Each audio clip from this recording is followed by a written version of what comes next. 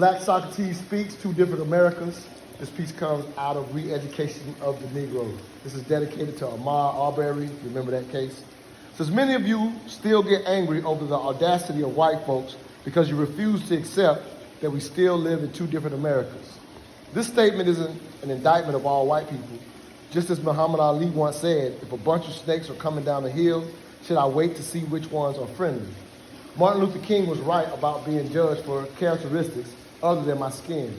However, that is just the starting point, and the easiest place to find that starting point is among my own. There is insulation among my own community, although I will surely find snakes within my own as well. That is no different than any other race, but I prefer to get to know other races on an individual basis while keeping in mind the institutions of this country are not set up in my favor, especially the justice system. Hence, I limit my interactions with white people in general and only with those who exhibit sincerity and fellowship and to some degree, friendship. For those still hoping for the colorblind society America has yet to achieve, my intentions of insulating myself will be deemed wrong and in opposition to Dr. King's dream.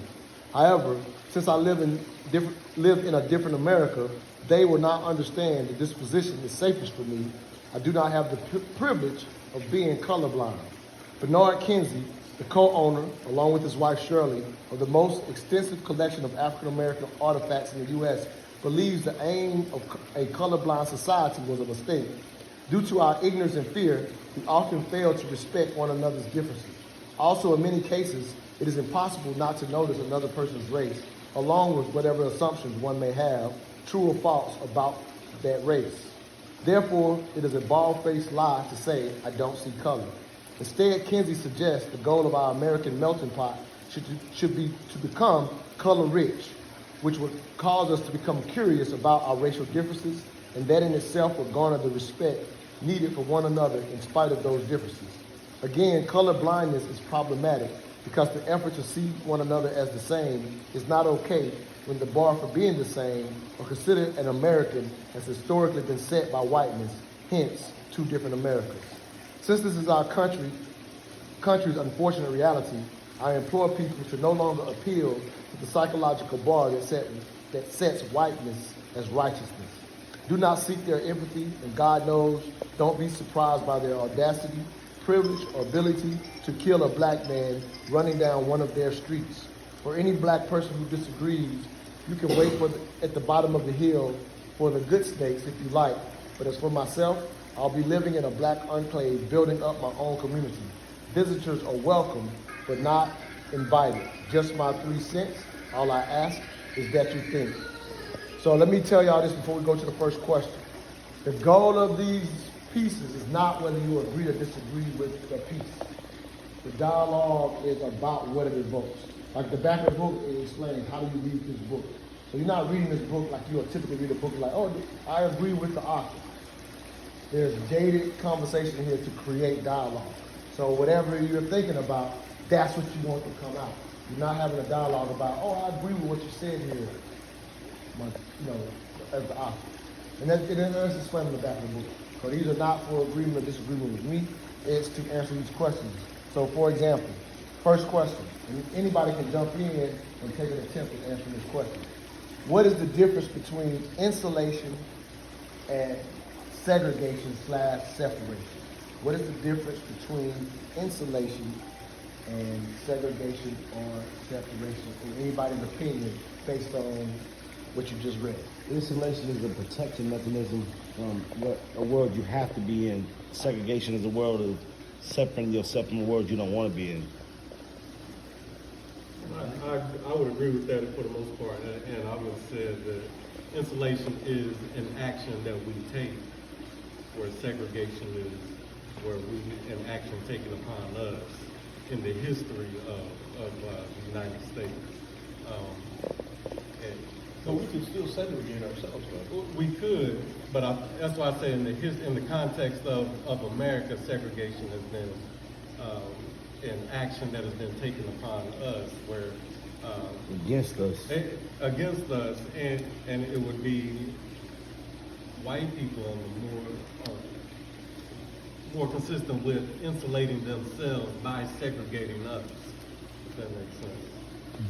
That's interesting because I thought of insulation as being germane to us as black people and or minorities as a protection mechanism. But for you to say to insulate themselves, it's just interesting to hear that Right. they insulate themselves by the separation. And I think there's some truth to that too, though, right? That's White power is something that you try to keep for yourself. So you by insulating that culture, that piece of America, so that nobody else can get into it. I guess that's how I would. I mean, from a white power perspective. But I understand what you're saying. Right. Somebody else want to say something? I look at it as insulation being something within. You look at insulation is what we have to do in the midst of being segregated against or separated from. You know, when you look at when you think about what insulation is, it's a protection of what's inside from what's outside, or from what's Right. or what's outside from what's inside. So when you think about insulation, you can honestly use them interactively, but you have to use them with context. Because when I insulate wires against something else, I don't want anything to touch those wires. Therefore, I'm going to insulate those wires to keep what those wires are doing, or what that water is doing. I'm gonna keep that water cold. Or the insulation in your house is keeping the. I'm keeping the water cold or the water hot. That's why you put insulation around your pipe to keep them from freezing. But what you're doing is you're keeping outside influences out. Therefore, you're segregating. You're keeping that influence out. So you are doing an act of segregation. Insulation is an act of segregation. To that point, you're not only keeping the outside influences out, you're keeping the inside influences in. Correct. So when you do that, you create yes, your own microclimate, some sort of segregation. You know, by simply insulating yourself. I'm gonna jump in again, not to add too much of my thoughts to it, but I like how it's kind of this is how it come together. And what you're saying there, and so if you relate it to the idea of what Bernard Kinsey saying, color richness versus color blindness, and we're just kind of in that spot apart was just highlighting. He was highlighting just the concept itself has been incorrect for however many years.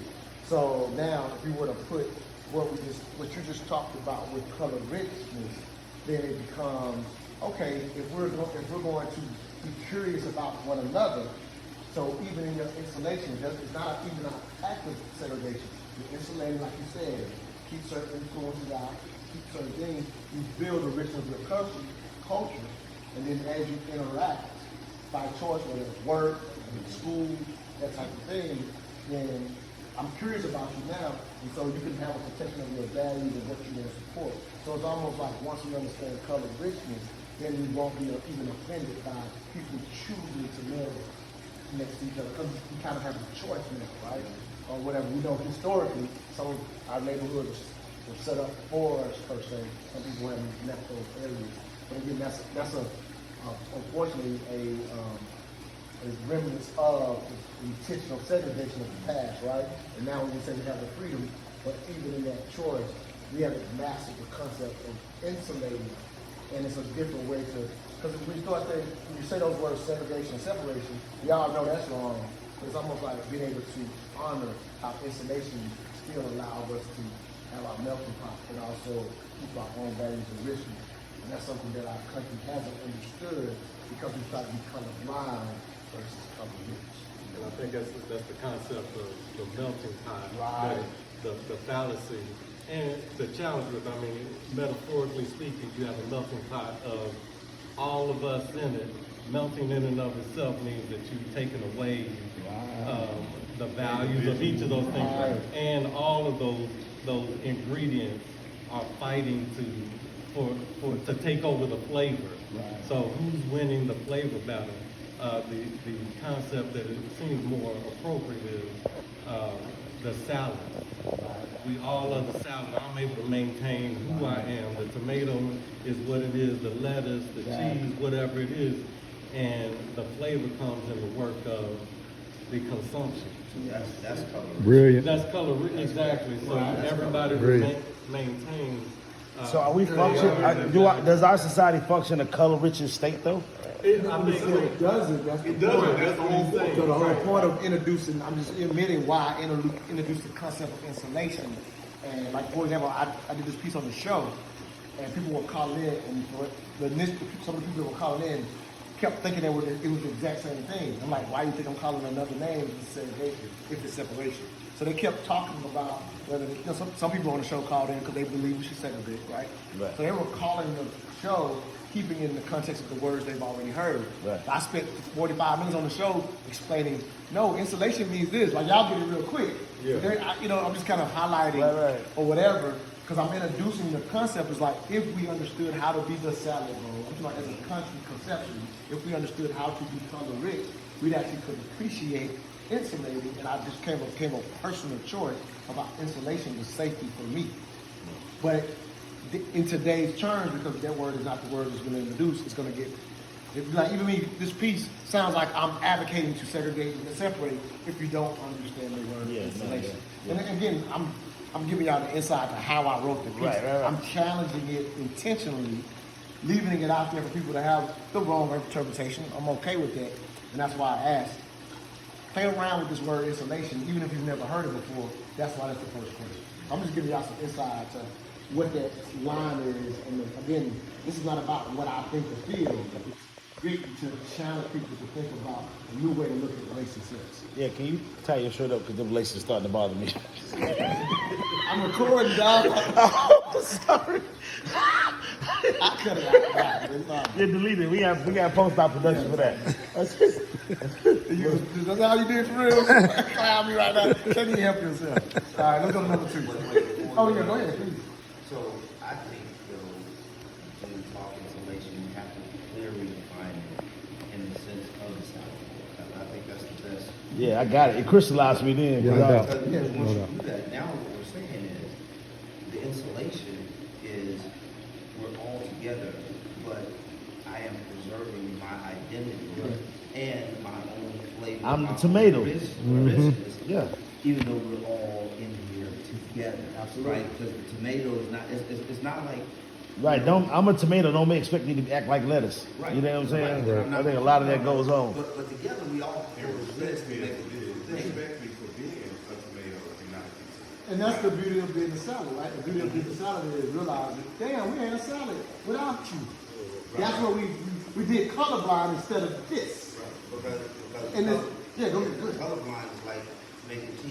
Right. Once you put that tea bag in the water, they're no longer two separate things. They're together with the sugar in it. And now that's what the idea of colorblind is hoping to achieve. And this is also one more little quick line on colorblind.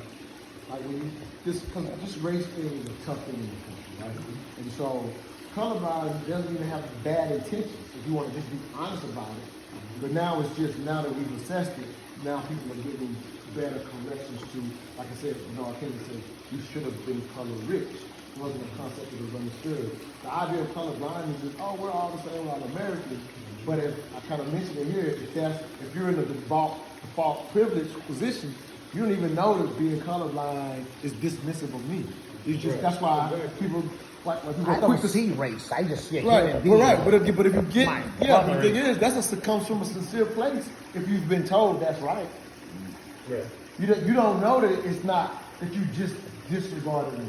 And we even spent time because we're the generation that's kind of accurate, as far as our generation. So we spent time trying to be colorblind to a degree because it was the word we heard. It's the word we heard in scholastic vernacular, Right. or whatever. Yeah, I'm respecting for you individually, but I'm just saying, in those attempts to figure it out amongst our classmates, we wasn't smart enough to articulate. Oh, don't call me colorblind. We know we didn't like it. But I'm saying we wasn't smart enough to articulate to even say here's what it should be, but that's the whole system. It wasn't a concept to counteract it. Yeah. But the concept comes Because from a good place. It's It's just Melting sounded good. Huh? Melting pot sounded Yeah. good. But when you think about it conceptually, Yeah. it's a competition for power Exactly. in the melting pot. But it leads to your next question, where we all trying to get to one thing, But I'll let you read the No, next he's fair. No, he's fair. But you see how what you just said, that's the deeper conversation with this. It's just the seed. I don't give all the answers. I can't give answers. I don't have all the answers. But we can't even start to think of it different if we don't have seeds, different language, different conversations. So that's kind of the idea. Because a lot of the conversations we're having now are still using bad language, in my opinion. All right, number 2. Do black people subconsciously appeal to whiteness, and does it matter? What is whiteness? I'm not describing it. The piece is left for you to dialogue based on the question. Right, You're whiteness, typically on your whiteness own. is a construct, race is a construct, we know that. But I would say yes, in the sense that, do we appeal to it? Yes, because that's what we saw as success. That's where we saw the success residing. So yes, I have to get to, when I go to work for IBM, I have to do those things that might not be culturally consistent. I don't play golf, but I got to learn how to play golf like the white people do, so that I can be successful like they are. I don't drink scotch, but I'll start drinking scotch because the boss does, so I can be successful the way they are. And so in that sense, I do see that. Is there something wrong with it? I think. I said, does it matter? Or does it? Does it matter? Or No, does it's it two matter? questions. put it however you want. It's two questions. Yes, It says, two questions, yeah. do we appeal to subconscious whiteness, and does it matter? I don't necessarily agree with how you presented that. I'm not saying it's wrong. I don't know if we subconsciously appeal to whiteness. I think I want to say many of us, but I don't want to speak for us. I'm gonna speak for me. I came from a situation where I wasn't necessarily privileged to a lot of the things in the world that came outside of my bubble. So is that appealing to whiteness because I want to grow and learn something that's different, right? Or adapt to my environment and grow because I've been maybe limited in what I was exposed to. You know what I'm saying? So I don't know. But then so this is a hell of a question because subconsciously whiteness and then doesn't matter all really triggers some different emotions, right? So subconsciously, I don't know. It wouldn't be deliberate, so I don't necessarily know. I got to reflect on that. But appealing to whiteness, I don't think there was anything deliberate about my desire to grow my knowledge base, whether it was white or not. You know what I'm saying? So I didn't think of it personally. I didn't think of it in terms of appealing to whiteness. It's like, damn, that's different. You know? Okay, let me explore that. Nah, that ain't for me, or this is. You know what I mean? So let me tell you what I hear in your response. Oh, go ahead. I would say black people subconsciously feel the whiteness. Yes. Why? Because it was the standard that we were taught from them. Yeah, bleaching skin, And the only reason why straightening I say hair. that, I see you. All that. That's the other part of it. Yeah, all But that. the only reason I say that is we didn't have the figures to emulate. The only thing that we were given, we had to get it from those that had the ability to show it to us. And we didn't have the broadcast power. We didn't have the visual outside of what we saw in the house. Now, I grew up with my parents, so I saw their success. I saw what they did. But on a broad scale, on a mainstream, what do we see? We don't see us succeeding. We see what they do. We see success. We see what they call success, and then we engraft that into what we need to do to be successful.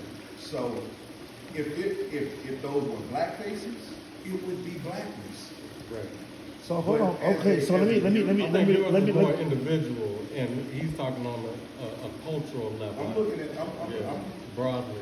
Correct, but so hold on, real quick, just because I want to understand where you're going. And I'm open to change my mind about it. But it was,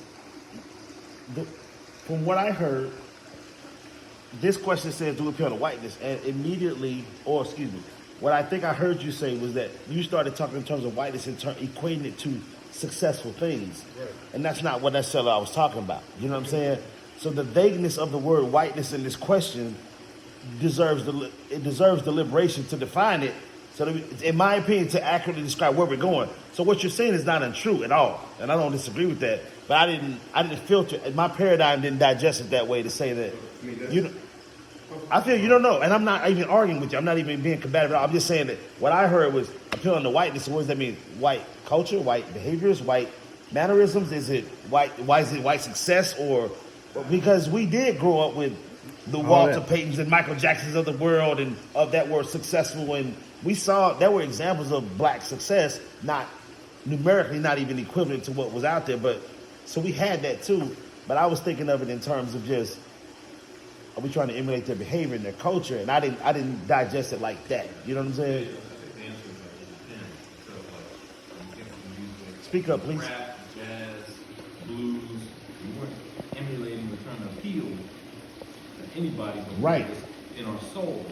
So if you're an artist, like even like the artist we saw, you know, the portrait, even the Cuban gentleman, he wasn't appealing to anybody. It was him. So in that regard, no. But then you flip it. Well, what's blackness?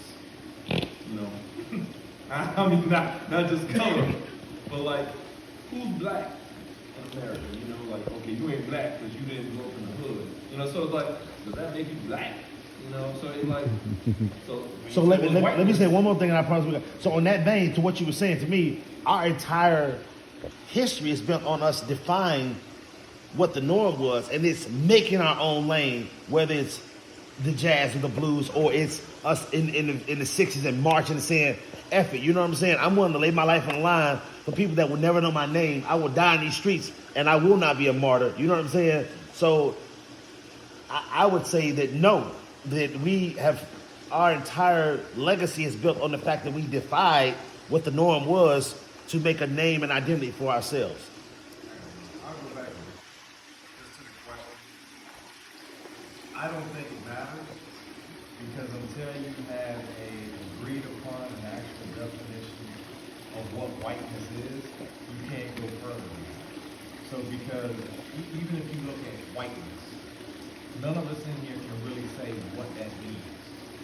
And if you look out in society, there are different quote-unquote definitions that you can give to that. It could be a good thing, it could be a bad thing, it could be neutral, and that goes the same for blackness, for brownness, or whatever other color in the rainbow you want to put out there. So until you have a definition, it don't matter. But then put it subconsciously, we all have an idea of Great fucking question, by the way. But right, so subconsciously, what are we trying to do? Is it success, right? Because take whiteness out of it, take blackness out of it. We can sit here and say, okay, what's successful? And it doesn't have to have a color on it. Now it matters. But if you want to just attach it to whiteness and then get no, I don't agree with that. I don't agree with that. It's the best question in the history of the world right now, because the vagueness is what's driving this conversation. But that's my point. I agree with you, though. I think if what we're trying to do is attach ourselves to what success is, we got to start calling things what they are. All right. So quit worrying about whiteness, quit worrying about blackness, and start worrying about success. Now start going towards that. Now it matters. So that's why I disagree, because I have to worry about blackness because I'm black as hell, and I cannot. If you keep worrying about it, everybody else is going to have to start worrying about it, right? And how does that help? How does it help? I'm not saying ignore who you are or what color you are or where you come from. I'm not saying ignore it. What I'm saying is if you keep concentrating on whiteness, blackness, and all that stuff, it never fades to a point where you can be in this salad and everybody matters. I guess my challenge to that would be that we have significant data that suggests that in education, for example, unconscious, subconscious bias associated with race, associated with culture, associated with economic status, all those are definitions of things. When a kid walks in the room and a teacher looks at someone that they're not familiar with, they have to use what they heard, seen, or conceptually put together to determine They don't have to, but they do use it to determine whether that kid's gonna be successful or not. So it does. As much as that is true, I think we're changing the narrative. The question is, do black people subconsciously appeal? So subconsciously an appeal to whiteness. Now, without a concrete definition of whiteness, it was the original point I made. Scott went there too. It makes it difficult. But do we subconsciously appeal to whiteness? Now, that's the question I think